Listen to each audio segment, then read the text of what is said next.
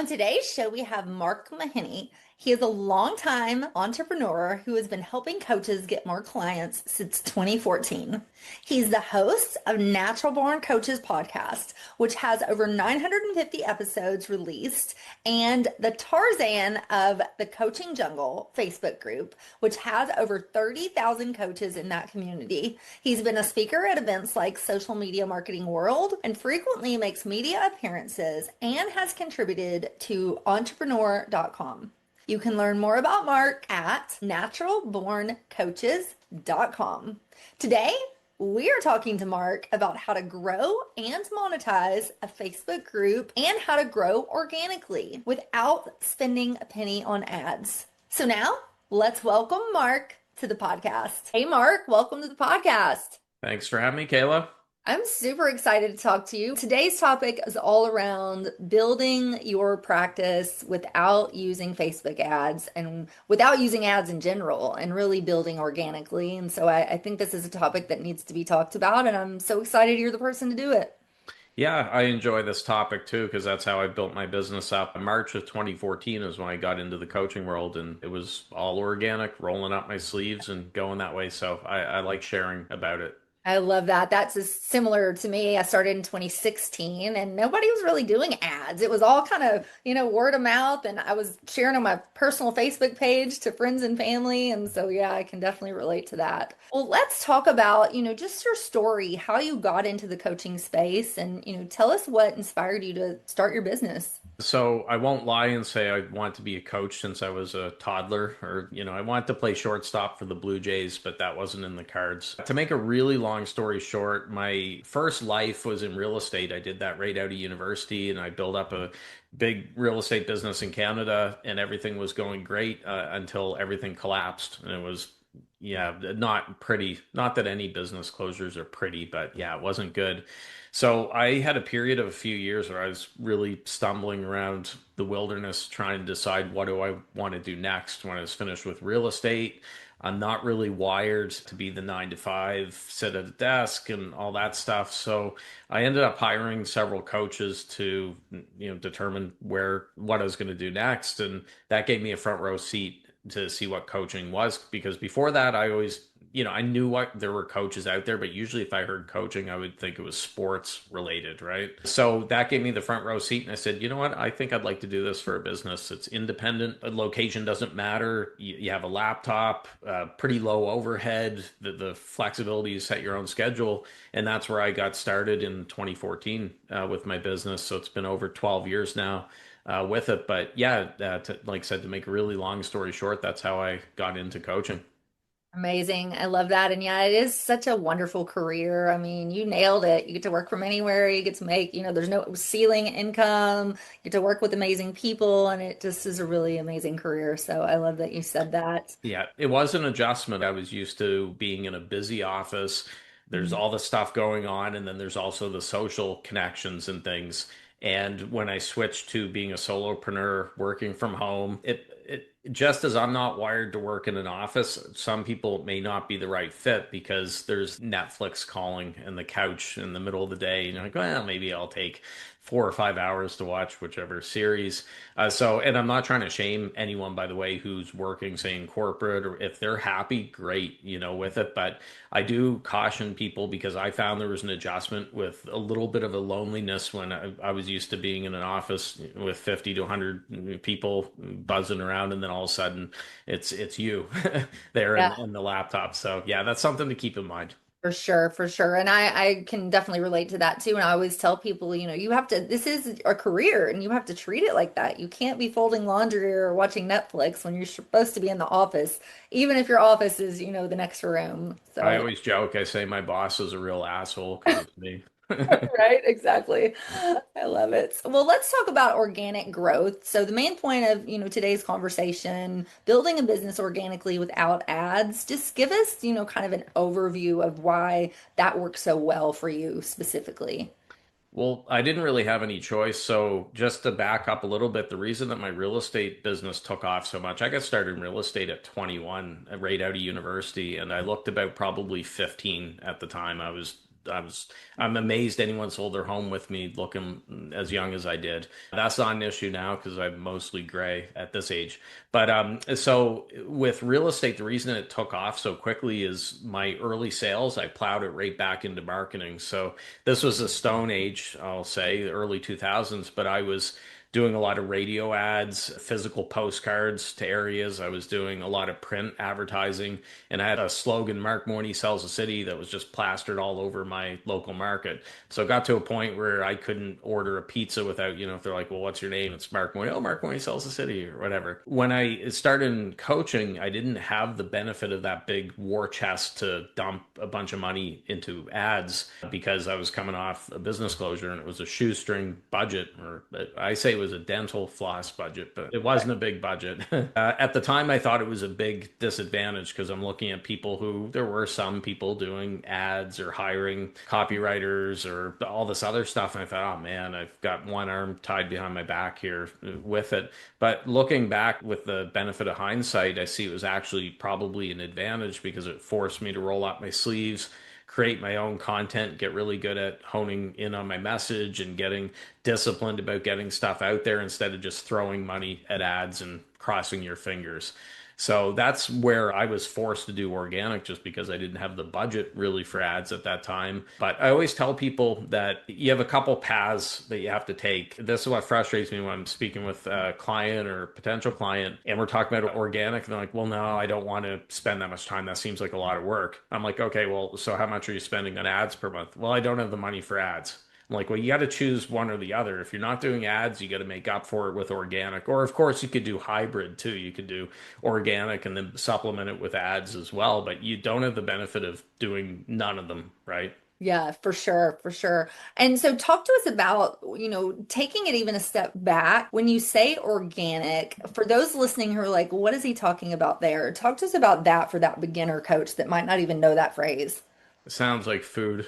You're at the grocery store, you see organic. I mean, in simplest terms, you could say organic is something that doesn't have like ad spend. You're posting it to your whether it be Facebook friends, it could be LinkedIn or whatever, but you're not just pushing it out there with a bunch of ad spend. So organic is, yeah, basically that. I would say an easy way to look at it is content that isn't boosted by ads or marketing budget.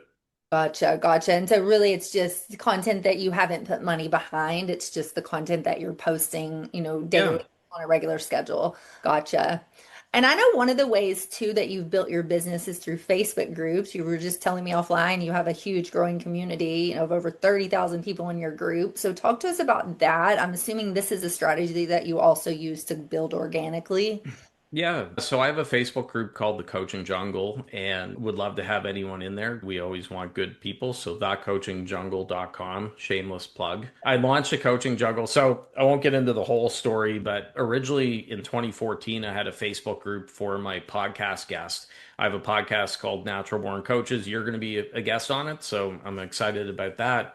And the first year of the podcast, it was a daily show. It's since gone to weekly, but I accumulated the first 350, 360 some guests pretty quickly. And I opened up a Facebook group for guests who were on the show. And it had a very unoriginal name. It was Natural Born Coaches Past Guests. So that was only people in there. I want to have that group for the guests. And what was happening was every day I had people who hadn't been on the show, coaches requesting to join. And I would always send the same standard response like, hi Joe, thanks for requesting to join my group. However, it's only for guests who've been on my show. So basically have a nice life. And what I decided after enough of those, I thought, geez, I really should have a group that's open to everyone here because I'm getting a lot of people interested in it. And in September of 2015, I launched a Coaching Jungle, opened it up.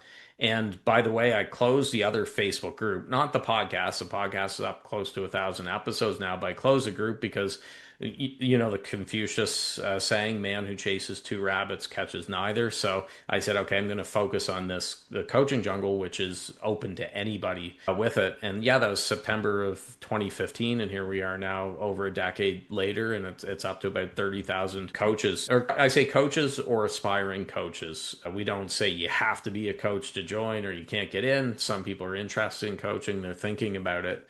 And it's been probably one of the top couple things for my business here over the last 12 years. Yeah. Amazing. I love that. And I think a group can be so powerful. We also run Facebook groups through my business and I think it's a great way to build community and to build your brand and to really, meet with like-minded people. So I love that you say that. Yeah, it's interesting because I know people say everything's dead. Webinars are dead. Email marketing's dead. Facebook groups are dead. I've heard that. I will concede that it's gotten more difficult compared to, say, 2020, for example. The reach of groups is lower, and there's some other things there, but doesn't mean that it's dead. There's a reason why I think 2 billion people a day log into Facebook, and that's you can't get around it. It's a big gorilla in the room. So people have been saying for the last couple of years, oh, Facebook groups are dead. You got to go on this other platform or whatever. There's friction there for people to log into a new platform. They're already on Facebook. Now, if you're selling to, let's say, a Gen Z type market or whatever, well, you probably should put your efforts elsewhere. Maybe it's TikTok or somewhere else. But right now, Facebook groups are still very valuable. And there's a reason why so many people go onto Facebook every day.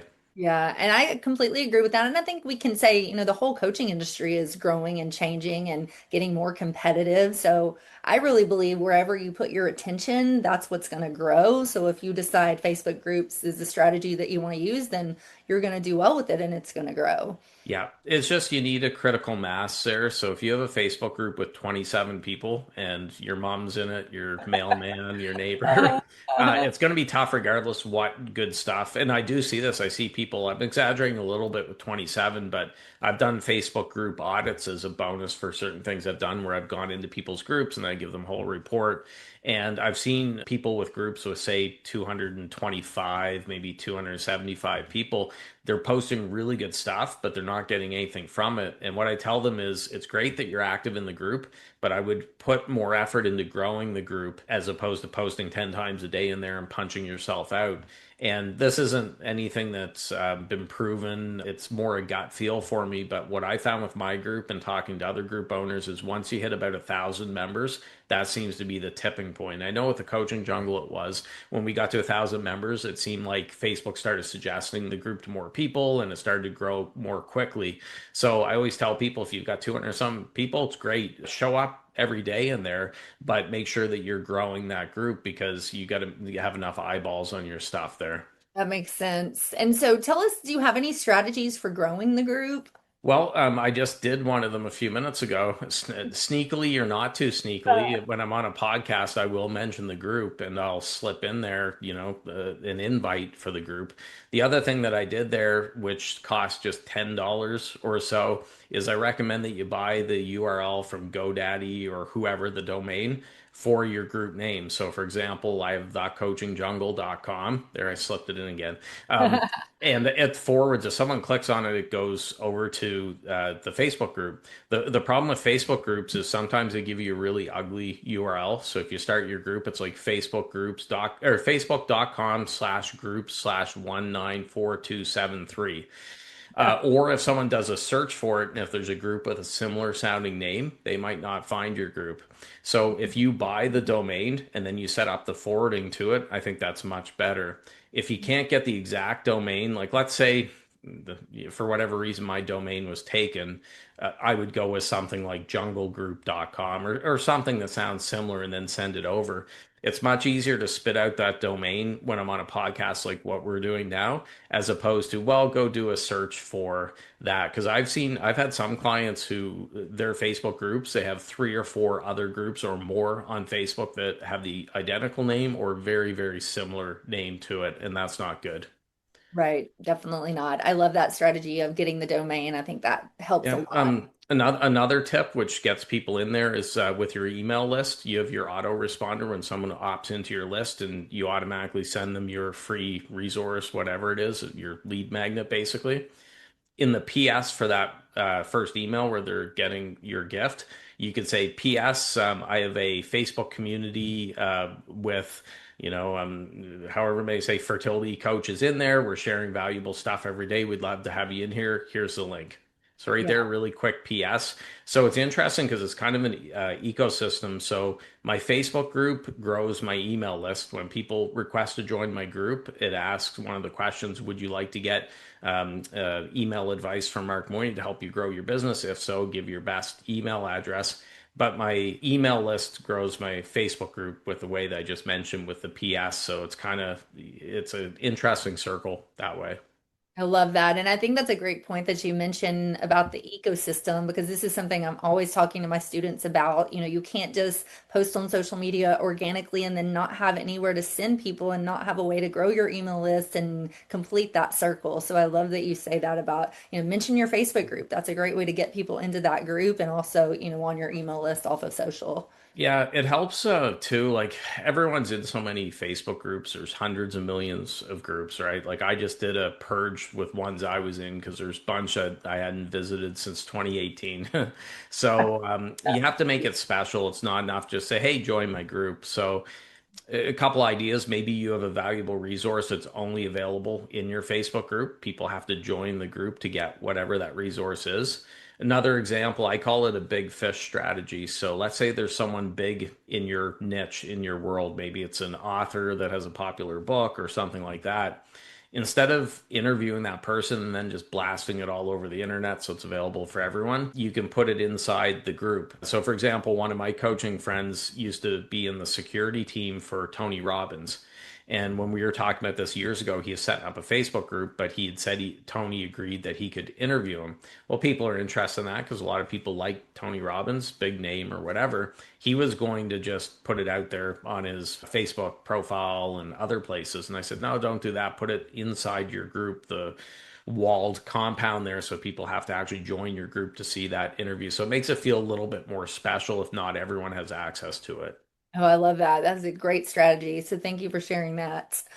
Well, let's talk about just overall strategies that you've used to grow, organically to grow your business. So I have something I call the three pillars. Basically, I think any coach, this probably applies to entrepreneurs in general, online entrepreneurs, but you know how there's a million things you could be doing. Everyone's like, oh, you got to be over here, you got to be here, you got to be there. I recommend that you hone in on just three and then you put all your energy there as opposed to putting 1% into 100 different things. So, for example, my three pillars, my podcast is a big one, Natural Born Coaches, my email list, I'm big on email marketing, and then my community, the Coaching Jungle Facebook group. It's not that I'm not doing other things. I'm on LinkedIn, I post there every day or whatever, but it means I'm focusing 90% of my stuff on those three pillars. And something will have to be really good to displace one of the others. So years ago, do you remember roughly circa 2021, everyone was gushing about Clubhouse? You have to be in Yeah, Clubhouse. It's the next big thing. Yeah. I was on Clubhouse and I was thinking about how silly it was today. I'm not a fan. So back Not then, I had so either. many people, oh, you got to be in Clubhouse, you got to be in Oh, Clubhouse. And now this was a time that only Apple users could get the invite. I don't think, and I had an Apple, I've always used Apple like iPhone. So they try to make it sound really exclusive. Someone had to send you an invite or whatever. And I looked at it and I thought, a platform with audio to sit around there, like I wasn't feeling it. So one day I was on a Zoom call with a coach friend of mine that I know, and he's like, hey, are you in Clubhouse yet? He's gushing about it, like, oh yeah, it's great, or whatever. And he goes, oh geez, I got a client just last week on it. And I was like, well, how long do you spend on Clubhouse? And he was spending 5 days a week, 8 hours a day in his room. So I'm like, do the math. The math probably isn't mathing, but anyways, I finally gave in. I said, look, I said, I've resisted. I said, I will try it just to see, because I'm always open to testing things. I don't want to rule stuff out, but I say I really don't think it's for me, but I will check it out. I knew very quickly he gave me the invite, checked it out. It was a lot of what I'd say douchepreneurs would be the word, and just it wasn't for me. And I just quit. I got out of it. I said, okay, I'm done with it. Now Clubhouse is dead, or I don't know, maybe it's on life support. There's 10 people using it around the world. I don't know. One of the reasons he is like, oh, it's great because celebrities might pop in. Elon Musk popped into a room or whatever. I'm like, oh, come on. So my three pillar strategy defended me, it protected me there because I didn't just hop on the next thing. And I find that coaches, online entrepreneurs are lemmings. A few years ago was Threads. Oh my gosh, you got to be on Threads. It's like Twitter, except it's sunshine, lollipops, and rainbows. Elon Musk isn't there, and it's so nice. And Threads, I don't know what it's doing, but anyways. So yeah, I would recommend identifying your three pillars. And there's two important criteria for those pillars. First off, it has to be something that you enjoy, because if you don't enjoy it, you're not going to consistently do it. And it has to be something that works. So if you're doing something for 10 years, you've never gotten a client from it, I don't care how much you love it, you should probably quit it or find out how to swing it around to get it to work. Yeah, for sure. For sure. And I completely agree with all of those. We've talked about email marketing. I think it's so important to get people on your list and off of social media, definitely building your community, using Facebook groups to do that. But let's dive in a little more to the podcast, because I do feel I have a podcast I've had for 7 years. I just started this new podcast. I think it's a great way to build your practice and your business. But for newer coaches and newer, business owners, would you recommend a podcast to start, or talk to us a little bit about your feelings around the podcast? So with podcasting, as you know, it's not a get rich quick. Yeah. There are a lot of podcasters who think it's like a magic money tree they plant in their backyard and it automatically gives them clients. It's not. So I always tell people I got my first podcasting client in just 42 days, but there's an asterisk because that, as I mentioned, that was a daily show. So 42 was what, 6 weeks worth of daily shows. So that's almost, if it was a weekly show, that would have been close to a year, right? So podcasts also, there's the tech side of it, there's the editing, the uploading. My brother Matt, he has a company and they edit podcasts, so I've kind of seen behind the curtains with like some of the stuff there and everything, and he handles my show. And he's seen a lot of people who jump in, and there's you've probably heard the term podgatory, where it's like purgatory. Someone starts a podcast, they haven't killed it, but it's also they haven't released new episodes, so it's not alive, it's not dead, it's kind of in that weird space. My recommendation, I would never discourage someone from doing a podcast because I love it and it's been great for me, but my recommendation would be probably to start guesting on shows first, because it's a lower time investment for you, and also cost and everything else. So you show up for whatever, half an hour, you share your expertise, but you're not handling editing, production, all that other stuff. Please make sure you share the episode around if you're doing that, because hosts, I don't know about you, it's my pet peeve when guests don't share it much or at all with it. So maybe you start by guesting on shows. One of my friends, he did like guesting on steroids, where it was, I think he did 300 shows a year for the first couple of years. It was crazy. And he has his own show now, but he got a ton of business just from guesting. So it's definitely a lot less commitment for you. There's the time, but overall, it's less work for you to be a guest. Yeah, and I love that. I completely agree. That's something I did when I first started my business, was just guesting on shows, because it really allows you to see if you even like to be a podcaster, how you're going to interview, Yeah. gives you a lot of experience. And you're also getting exposed to a lot of people who didn't know you. So, for example, me coming on this show, I've never been pregnant, and that fertility isn't it's something that I think about a whole lot. I do have a son who's graduating high school this year.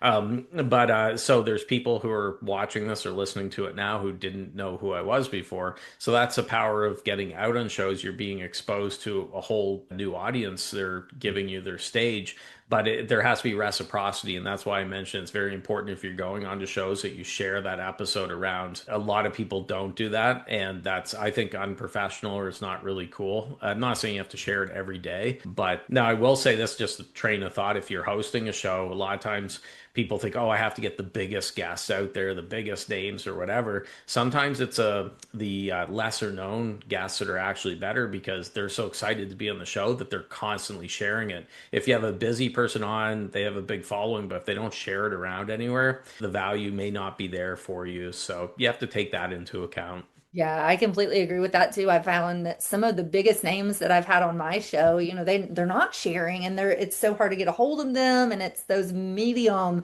people that aren't small but they're not huge, are the best guests. So, Yeah, definitely. Like, you probably don't want someone that rolled out of bed today and started their business right. and they have very, very small following or whatever, but there is a happy medium there. So I have had big guests on my show. I had the founder of Netflix, or co-founder of Netflix. I've had Steve Chandler, who's big in the coaching world, Rich Litvin, Larry Wingett, the pit bull of personal development. He's been on a few times. So there are people like that who are great, but don't neglect the other guests.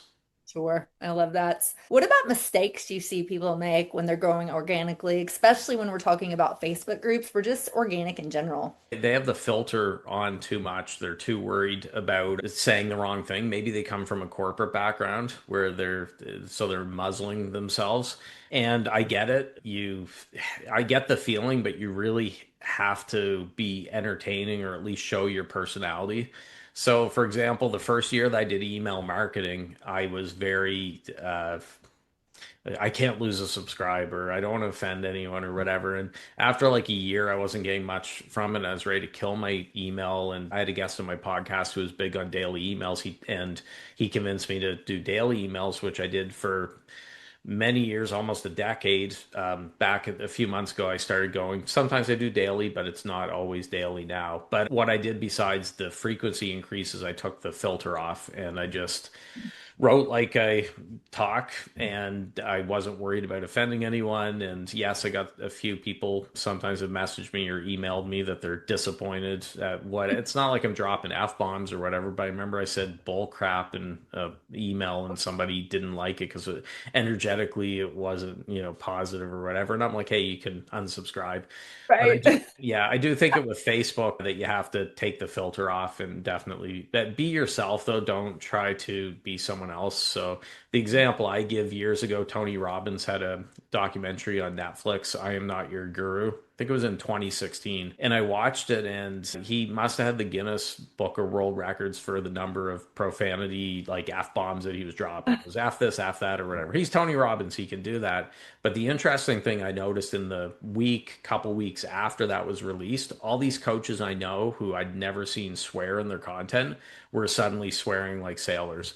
Oh my And, God. I saw one, it was kind of silly. He's like, if you don't go for your effing dreams, like go F yourself, you blah, blah, blah. And I'm like, this is just silly. So if you curse in real life, things like that's how you talk. Okay, great, go with it. But and vice versa. If you're always cursing, don't suddenly become the fairy godmother or talk like a Southern belle or something like that. Just write like you talk. And I've had people on my email list who I know quote in real life, and they're like, "Oh, your emails, it sounds like how you talk outside of work." I'm like, "Well, yeah, because it's me." Right.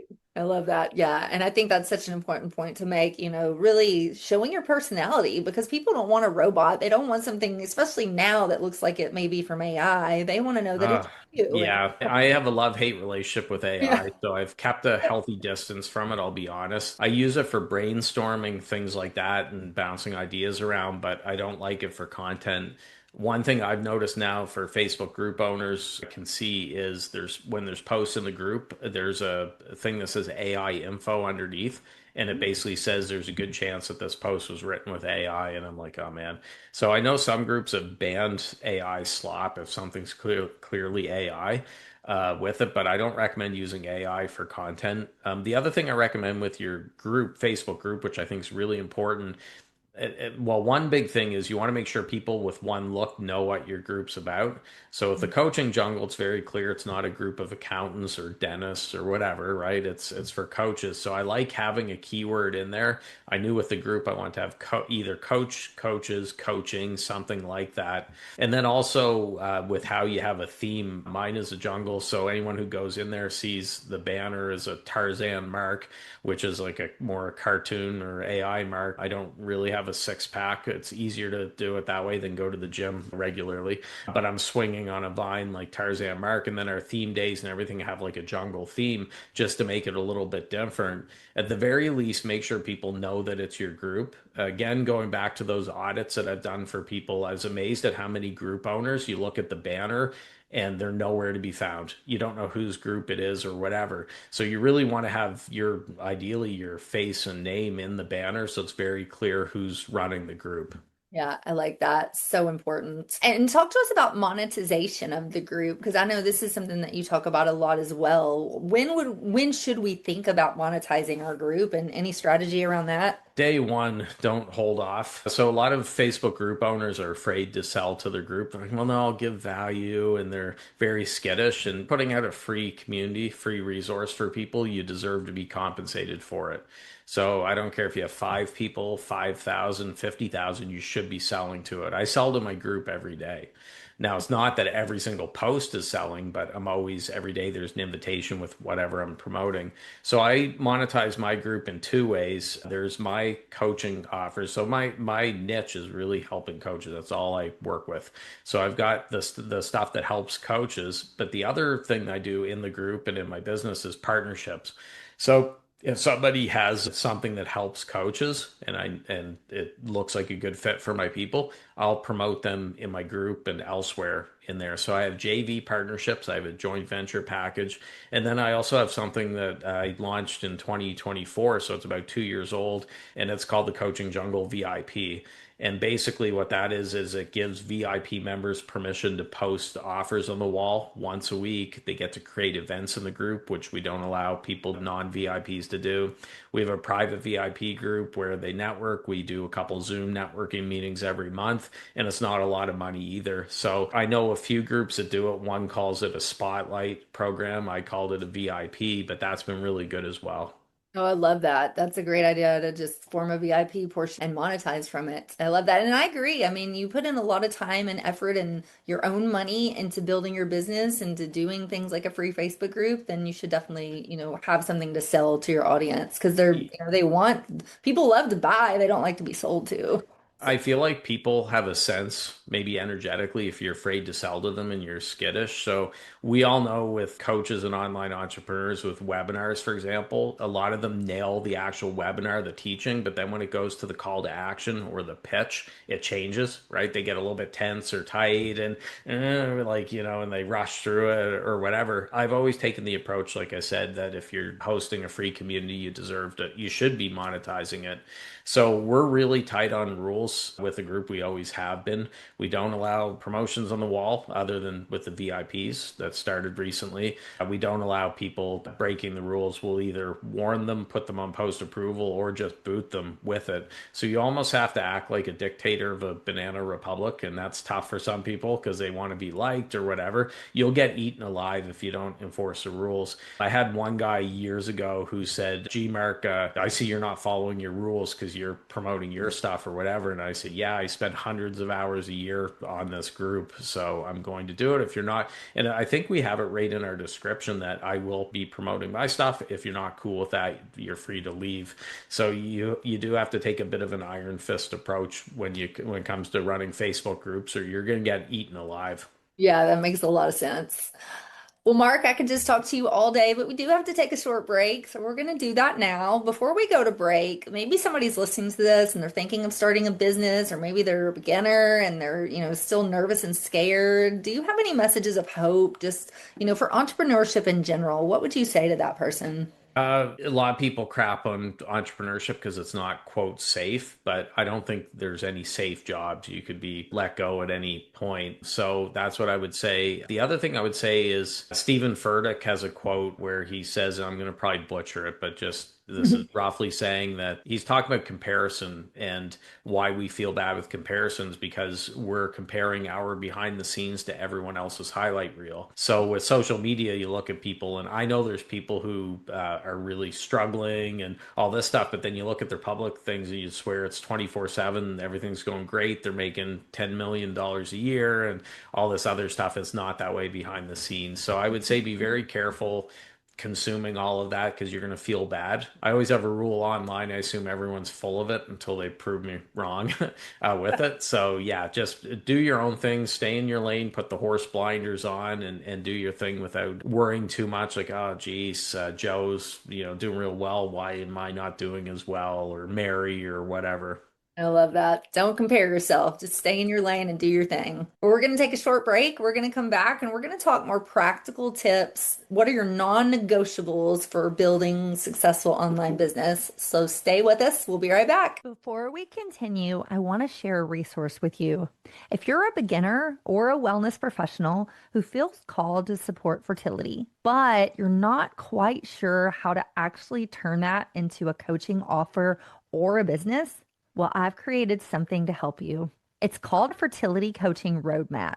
Inside, I walk you through step by step how to integrate fertility coaching into your current practice, transition into a virtual or online business, attract and enroll aligned clients, and create real lasting results. If you're ready for more clarity and direction, you can download the free roadmap in the show notes. Now let's get back to the episode. Hey, Mark, welcome back. Good to be back. So let's talk practical tips. I know you've already given us so many things, but what are maybe 5 non-negotiables that you would tell a new coach as they're starting their business? I mean, one thing I would say is be really clear on your ideal client and have Michael Port wrote a book, was it Book Yourself Solid? I think it's called. And he had something in there talk about the red velvet rope strategy, where basically you have to treat your business like the hot new restaurant or dance club that's in town, where they don't just let anybody in. They've got the 6'5", 325-pound bodyguard with the, or bouncer with the clipboard that's comparing the names, making sure that you're allowed in. So I think that's really important, not to just take anyone on who has a pulse or who can fog a mirror. That would be one. Another one, get really, really clear on your time. So, for example, when it comes to my schedule, I'm not scattering my calls and stuff throughout the week. I don't do calls in the mornings. Evenings usually, sometimes there's someone in Australia or something I do. But my calls, and I don't do calls Mondays, Fridays, or the weekends. So basically mine are bunched into Tuesday, Wednesday, Thursday afternoons. And the advantage there is it lets me really get into flow with other stuff. If I'm, for example, I'm working on a book now. So I know, okay, great. It's Monday. I can work all day in the book or in the mornings. I'm not worried like, oh, geez, I have a call coming up in an hour. It's hard to get into a state of flow. So that would be one. I know it's cliche, charge what you're worth, but don't. I see way too many coaches that are offering these free sessions or very, very cheap, like bundles of 10 sessions for $200. I get paid like $20 for a coaching session. So I wouldn't recommend doing that. Get really clear on your niche is important. You don't want to try to be everything to everyone, or you're not going to get any clients that way. And finally, I have something that I always do a practice with my clients. I call it the 3 questions. I believe it's really important to answer 3 questions as a coach, but this also applies for any online entrepreneur, is who do you help? How do you help them? What's your offer or offers? And then where do you find them? And a lot of people would look at that and think, oh, well, of course, yeah, that's easy, that's common sense. But then once you start asking them about it, they don't have it nailed down. They're not really clear on it. They might have one of the questions answered, maybe 2, but very rarely do they have all 3 that are crystal clear. So who, how, and where, that would be very important. Oh, I love that. And all such great tips. You talked about boundaries and blocking your schedule, getting clear on your niche, 3 questions, who, how, and where. I think all of that is really helpful for, these newer coaches that are trying to start these businesses. So thank you for that. And I wanted to touch on mindset for a second, because I know this is also one that is big. A lot of coaches, whether they're new or they've been at it for years, I feel can get that critter brain of I'm not enough, I don't know enough, who am I to coach? So talk to us about the mindset piece. Have you ever dealt with this, and how do you coach your clients through it?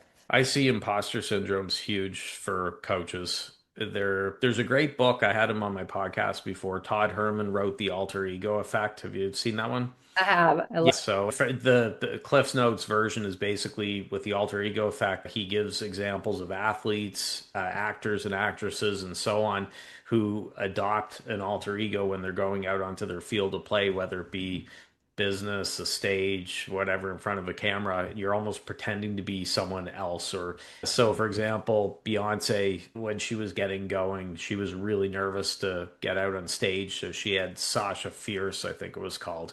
Uh-huh. And you're embodying the traits of that alter ego. And you can do other things like carrying a totem, which is an item like in your pocket. Maybe it's a coin or something that reminds you of that. And he gets into it. If you have to go out into that field of play, maybe it's a wristband, whatever, you put it on and then you're becoming that person. And I think that's a really interesting thing because it separates you from it. You kind of get out of yourself a little bit, a little bit of separation there. So I'd recommend reading The Alter Ego Effect if you're worried about getting out and doing business. The other thing to keep in mind is people aren't thinking about you nearly as much as you think they are, which is good. So Mel Robbins, when she was writing a column for Success Magazine years ago, I remember reading this. Do you remember the Anthony Weiner scandal? He was a Oh yeah. politician. Yeah, anyone who doesn't know, Anthony Weiner was a up and rising politician, and he tweeted a picture of his last name as Weiner. You can't write this. It sounds like somebody wrote it. It's a politician named Anthony Weiner getting into a scandal over a dick pic. But anyways, so he meant to send it by direct message to a woman who wasn't his wife, and he tweeted it out to 50,000 or 100,000 people or whatever. So it was a big thing all over, or we thought. I remember late night hosts were making jokes about it. I'm in Canada. I'd heard about it, and it was kind of a funny thing. So Mel Robbins was telling the story that she was in New York, which is where he's based. It's sort of ground zero for this whole scandal. And she was getting a cab, and she was just looking to make conversation with the cabbie. And she said, "So, what do you think of that whole Anthony Weiner thing? Pretty crazy, eh?" And he said, "Who?" And she said, "Hey, Anthony Weiner, you haven't heard of that?" He said, "No, no. Who's Anthony Weiner?" So her point was, people. This cab driver was probably, who knows, maybe he's worried because his wife's sick, or he didn't know how he's going to make rent, or he had car payment coming up. He didn't like who his daughter was dating, whatever. If a cab driver in the middle of the Anthony Weiner scandal geographically doesn't know who Anthony Weiner is, people aren't sitting around talking about you or I at their kitchen table. Oh my God, did you see Mark? I don't know what. Mark opened up an offer and he thought he was going to sell 10 spots for it and he only sold eight. Can you believe it? People don't care. Or if you change your niche, oh my gosh, did you see Sarah change her niche? Last month she was doing X and now she's doing this. Can you imagine? They're not talking like that. They're worried about their own lives. Exactly. I love that you say that. And yeah, that's so ironic that there was a a scandal about a guy with the last name. Funny. Amazing, Mark. Well, thank you so much for being here. We do have to start to wrap up. You've given us so much today. There's a couple things I want to do before we close the show. First, I just want to tell you thank you for everything that you've done for us and taught us. And, we just really appreciate the work that you're doing in the world. So thank you. Yeah. Again, thanks for the invite. And then I do like to play a little game with my guests. And this is so our audience can get to know more of your personality. So are you open to that? Yeah, definitely. Awesome. So this is our lightning round. How it works, I'm going to ask you a series of questions. You're just going to say the first thing that comes to mind. If you want to pass, you can pass. Okay. All right. So what's your favorite way to reset after a stressful day? Reading on the deck, as long as it's not winter in Canada, then I'm reading inside. But yeah, I'm a bookaholic. I love it. How about a piece of tech that your business can't live without? So I actually have it on my desk, which I'll share. I'm not an affiliate for this, but there's something called the Brick. Have you heard of this one? I Little, have, yeah. yeah. So I've been using this for quite a while. Anyone who so the issue, I know it's a lightning round, so I'll keep it really short. The problem with phones is that if you put your phone, turn it off or whatever, you're like, oh geez, I have to get into it to get picture, calendar, something that I really need. With the Brick app, you're able to brick or lock the apps that are the most troublesome for attention. So for me, I have Facebook lock, Instagram, and so on. So when you brick your phone, you touch it against, there's an app for it too, but there's a physical little plastic gray box with a magnetic thing. So I have mine on my fridge. And if I want to unbrick my phone, I have to get up from the office, walk out to the fridge, touch it against the brick, and then it'll open it up. Someone who says, well, gee, how does that help? It's a physical act of having to get up, go out there. It makes it more difficult than just reaching over and turning my phone on or off, do not disturb or whatever. So I can still use my phone without the pesky big distraction apps that are in there. And it saved a ton of time for me and it really helps with my attention span. I love that. And until you're starting to bring your mindset to that, you don't realize how often you just grab your phone and don't even think about it. And then it sucks I up. was awful for it. If I was in a grocery store lineup, just Uh-huh. instinctively, I would reach for my phone, and it's not good. So I've really worked on my screen time, and I've done a lot better because of the Brick app. I love it. How about a joy in your life right now? This sounds funny. I'm a big baseball fan, huge fan. Go Blue Jays. So my son and I are in a baseball pool where we have a team together. We did a draft at the beginning of the season. We have the ESPN app. My second job is as our team GM, just watching this. So that's one thing I do check sometimes throughout the day with it. But he and I are exchanging texts. Hey, did you see how this player did last night? Look at our team or so on. And it's been a really good bonding experience too with Gray, my son. So yeah, our baseball team, which are called the Toronto Blue Grays instead of Blue Jays because his name is Gray. I love that. Oh my goodness. How about an investment that you made in your business that was a game changer?